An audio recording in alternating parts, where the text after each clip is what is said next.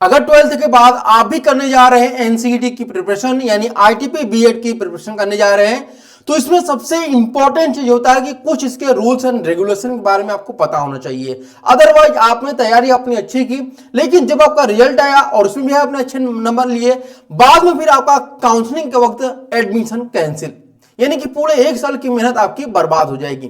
तो ये आपका जो एडमिशन है वह कैंसिल ना हो, इसके लिए कुछ रूल्स है एनसीईटी के लिए, वो आपको जानना जरूरी है। तो एनसीईटी 2025 में क्वेश्चन पूछा जा रहा है बहुत सारे बच्चों का कि अगर हम 12th में हैं, ठीक, अगर हम 12th में मेरे जो है वह क्या है साइंस और कॉमर्स रहा है, यानी मैं साइंस बैकग्राउंड से हूं यानी पीसीएम या पीसीबी से हूं या कॉमर्स बैकग्राउंड से हूं, तो क्या हम आईटीपी बीए बीएड जो है वह कर सकते हैं कि नहीं कर सकते हैं? इस प्रश्न का जवाब आपको इस वीडियो में मिलने वाला है। उससे पहले आपको बता दें, जो स्टूडेंट एनसीईटी की तैयारी कर रहे हैं वो हमारे इस यूट्यूब चैनल यानी हमारे प्लेटफॉर्म से जो है आप एनसीईटी की कंप्लीट तैयारी कर सकते हैं। इसके लिए हम लोग की तरफ से जो है आपका गुरु बैच लॉन्च किया गया है। इस गुरु बैच में आपको 3 प्रकार के कोर्स देखने को मिलते हैं, जिसमें ITP BA BEd, ITP BSc BEd, ITP BCom BEd, इन तीनों ही कोर्स की फीस जो है वह 3500 है,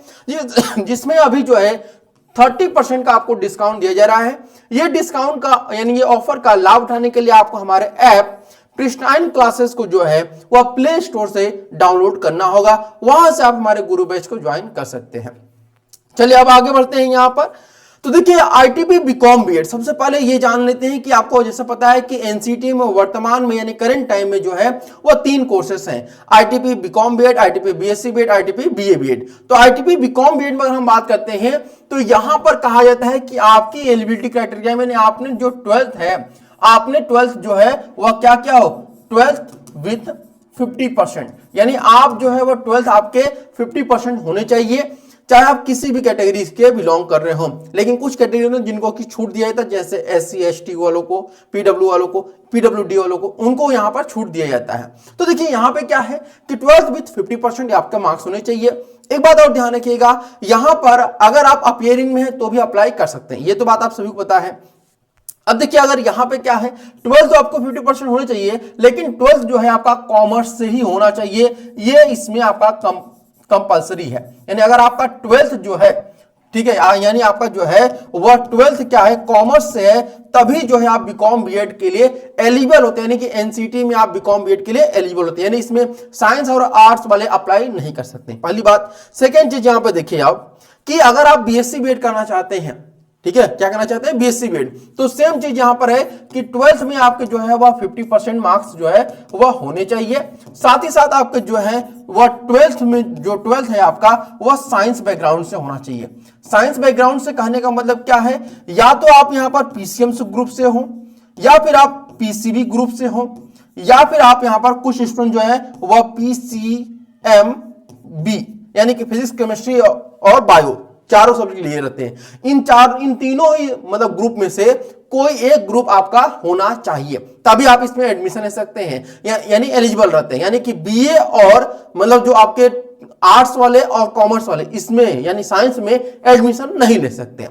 यानी कि बीकॉम बीएड और बीएससी बीएड इन दोनों में अदर वाले नहीं ले सकते हैं, जो आप स्ट्रीम का है उसी स्ट्रीम का आप ले सकते हैं। लेकिन यहां पर आता है आपका वह है आपका बीए बीएड। बीए बीएड में क्या कहा गया है, तो यहां पर कहा गया है कि आपका 12th जो है वह 50% मार्क्स तो होने चाहिए। साथ ही साथ यहां पे कहा गया है कि आपका जो 12th है वह 12th विथ यहां पर मैं कलर चेंज कर रहा हूं, कलर क्यों चेंज कर रहा हूं इसको भी आपको समझ में आ जाएगा, थोड़े मोटे अक्षरों में मैं लिखता हूं, एनी स्ट्रीम यानी कि किसी भी ग्रुप से आप हो, आप जो है वह बीए बीएड कर सकते हैं।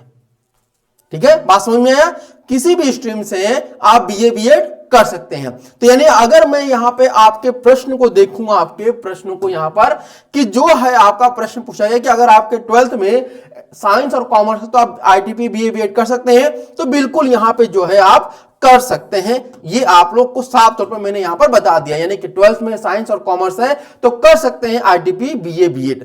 ये बात समझ में आ गया। अब यहां पर एक चीज तो आपको समझ में आ गया कि आप आईटीपी बीए बीएड तो कर सकते हैं, लेकिन पढ़ेंगे क्या, एनसीईटी के लिए पढ़ेंगे क्या? दो ऑप्शन यहां पे आता है कि आप जो है वो डोमेन, यहां पर जो डोमेन सब्जेक्ट होगा उसमें कुछ स्टूडेंट यहां पर पढ़ाई कर रहे हैं पीसीएम का, या फिर अगर आप साइंस स्ट्रीम से हैं, आप 12th साइंस स्ट्रीम से हैं, ठीक है, मान लेते हैं आप 12th साइंस स्ट्रीम से हैं और आप एनसीईटी की तैयारी कर रहे हैं, तो कुछ स्टूडेंट क्या कर रहे हैं कि वो पीसीएम की तैयारी कर रहे हैं, यानी फिजिक्स केमिस्ट्री मैथ या फिर फिजिक्स केमिस्ट्री बायो की तैयारी कर रहे हैं, या फिर अगर आप कॉमर्स से बैकग्राउंड रखते हैं, कॉमर्स से हैं, तो आप किसकी तैयारी कर रहे हैं? यहां पर आप अकाउंटेंसी की तैयारी कर रहे हैं, बिजनेस स्टडीज की तैयारी कर रहे हैं और इकोनॉमिक्स की तैयारी कर रहे हैं, है ना, यही कर रहे हैं। तो यहां पे आपको बता दें कि आप ये जो तैयारी कर रहे हैं ये बिल्कुल ही गलत कर रहे हैं, ये डोमेन की जो तैयारी कर रहे हैं वो बिल्कुल गलत कर रहे हैं।